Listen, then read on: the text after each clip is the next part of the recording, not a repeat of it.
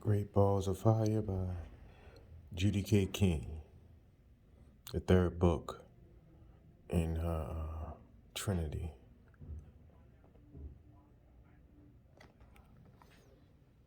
A Science of Life and Death.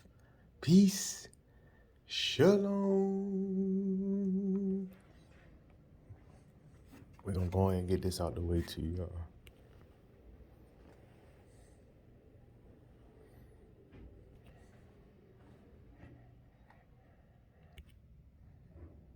The simplest individuated forms are balls.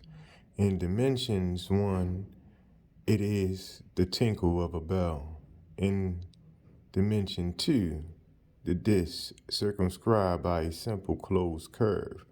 In dimension 3, the ball inside its boundary sphere.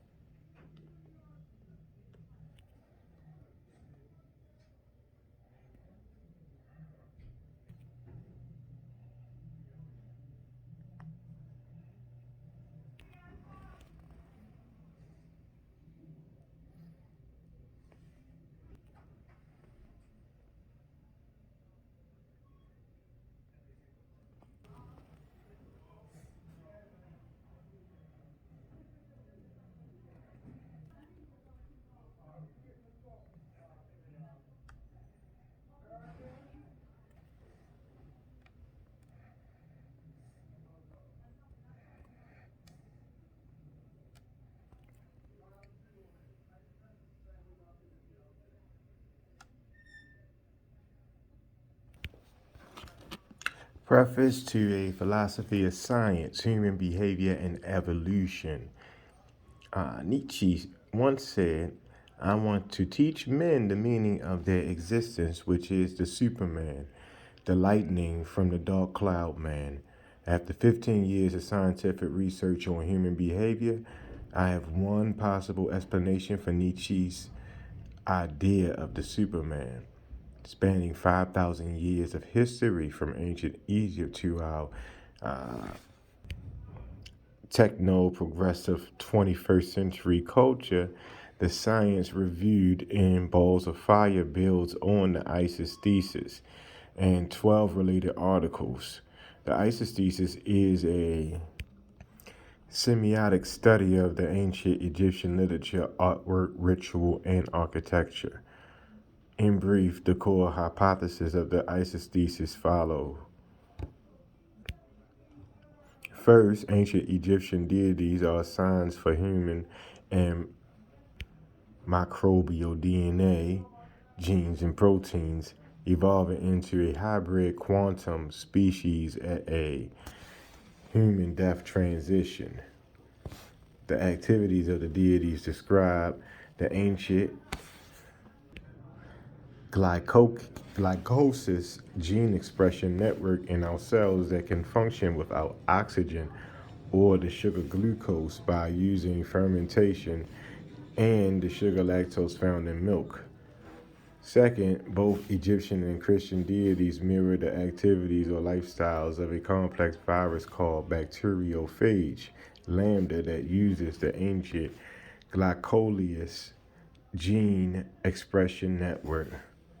So all these deities are signs for the same evolutionary process mediated by a virus. Third, bacteriophage lambda, a temperate eubacterial virus, is our last universal common ancestor, LUCA. Fourth, our semiotic system is based on underlying physical and chemical principles inherited from our microbial ancestors. So our microbial DNA is ordering our society space. With these core hypotheses in mind, the ISIS thesis asserts the following novel predictions. First, a modeling relation exists between the virus lambda and human being, since our intentionality is governed by the ancestral virus. Our historical culture, behavior, demarcates its ancient viral gene expression network that grounds its genetic switch between two lifestyles for the evolutionary transformation of DNA. Second, two ways of evolution exist due to Lambda's two lifestyles. A human being can evolve into our current thermodynamic state of being and then to avoid dissipation at human death.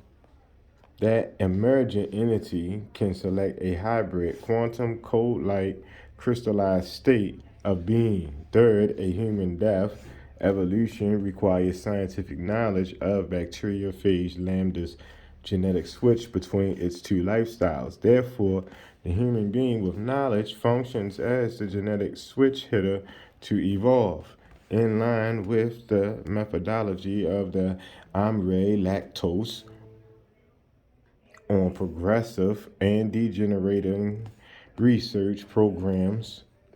Balls of Fire examines the core hypothesis of the ISIS thesis, its predictions, and several other auxiliary hypotheses.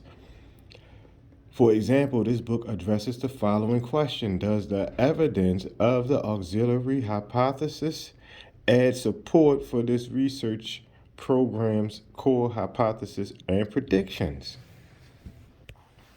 According to the logician Charles Sanders Peirce, pragmatism holds that to attribute a meaning to ideas or a theory, the ideas must apply to our existence.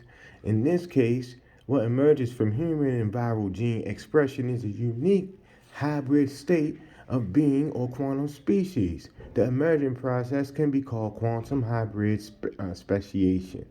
However, the hybrid state of being only looks emergent to us because we don't understand the complexity of the whole process that involves knowledge of a complex viral genetic switch that functions throughout the biosphere and the cosmos. The ancient pharaonic priesthood concealed this knowledge in tombs and pyramids for centuries because their secret science anchored the power structure, while increasing their chances for the anticipated survival of the DNA at death. As the pharaohs understood and nature reveals, the evolution of human life functions through the sacrifice of many individuals for the survival of the few. The pharaonic priesthood secret science sanctioned the survival of the elite rulers as the necessary biological expense of the plebeians who did not know the chemical pathway for morphogenesis at depth transition.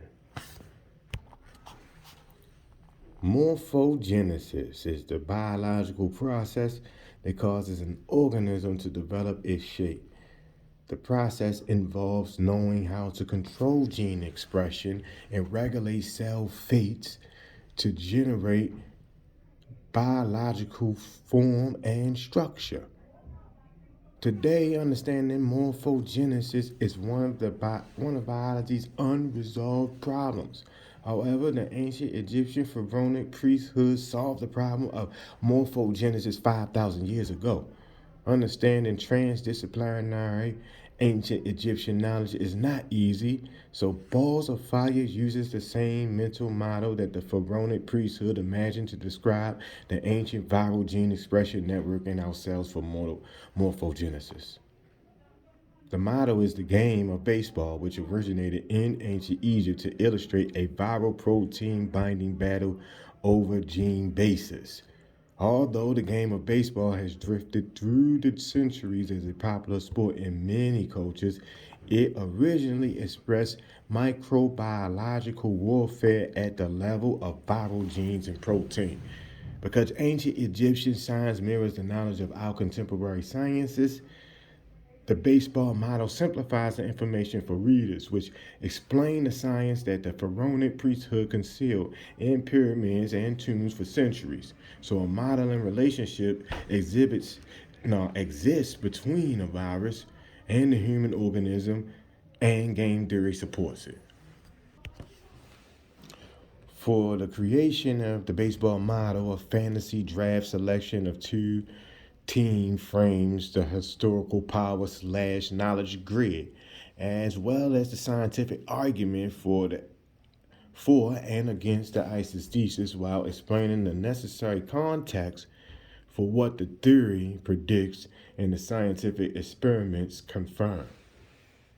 This is the accomplishment of the draft of dead and living scientists, philosophers, and writers, and other creative artists whose ideas are presented into two fantasy teams in order to tackle the mind-body problem that has confounded humans for centuries. In the interest of simplification, the paradox is simply referred to as either the primacy of mind thoughts or the primacy of matter actions. Perhaps the baseball model will improve the reader's understanding of contemporary science, clarify the context of the mind-body problem, and illuminate the grid of power relations that have governed human history by concealing biological survival knowledge. The adversarial conceptual system of the two fantasy draft teams is presented to you, an impartial group of readers who attempt to determine the truth of the case through a transdisciplinary quest that prioritizes scientific research. In the game of the centuries between the Diamond Heart's primacy of mind and the Thunder Heart's primacy of matter, the ISIS thesis is submitted to test the possible refutation. What emerges from this game of the centuries is that both mind and matter are primary for nature to cycle optimally. Mind and matter is the classical world are only at odds due to time evolution. The road trip to the game of centuries. In the year 2000, I set aside my employment as a humanities instructor to explore great literature because I believe it conveyed a survival message. Thanks to my graduate education in English and literary criticism, I had already read a strong selection of world literature. However, I had not read the ancient Egyptian Book of the Dead. So that was my first task. I noticed that ancient Egyptian artwork in the Book of the Dead was very similar to modern scientific drawings and new physics texts that I had read. Was it possible that both ancient Egypt and new physicists were using the same science to express the same scientific concepts? If so, then perhaps the religious literature of Egypt veiled a science. During the next 3 years, I learned that deciphering the meaning of the ancient Egyptian symbolic system carved on the walls of the pharaoh's pyramids was still a daunting task for a modern Egyptologist, prompting many scholars to dismiss the funerary corpus as confusing and unintelligible and primitive. Part of their confusion stems from the language of the symbolic system itself, which contains ideograms and sense signs, phonograms and sound signs, number signs, relative artwork with its symbolism of action, gestures, colors, and literary metaphors. Realizing that I needed a strong survey of major Egyptian texts to support my intuition that the religious texts conveyed a science, I purchased renowned Egyptologist Eric Hornell's bibliographic guide for scholars entitled The Ancient Egyptian Books of the Afterlife, so I could select for study his recommended English translations of the funerary corpus. For example, R.O. Faulkner's translation of the pyramid text and coffin text were used to comprehend the least corrupted text in the ISIS thesis and the current text. Understanding that a holistic approach was necessary to consider each sign's potential for meaning within the full context of the whole group of signs, I centered my research on the primary least corrupted pyramid text, pyramid and coffin texts, as well as latter major texts spanning a historical time period of 2,000 years dated from 2520 to 664 BCE. The assumption underlying this approach was the funerary texts from the Old Kingdom through the Middle Kingdom to the New Kingdom were unified in their presentation of key ideas, and it turned out to be true. However, I had no clue that the project would mature into 3 solid years of independent research, writing, and isolation. And I was now on an inquiry-based journey to decode a cohesive interpretation of the Egyptian signs that included their literary, or their literature, artwork, ritual, and architecture. My inquiries led me directly down a pathway from our classical cosmos up to space physics into the microscopic world of quantum biology and quantum physics, resulting in the scientific study named the Isis Thesis and the short novella explaining the science named The Road from Orion.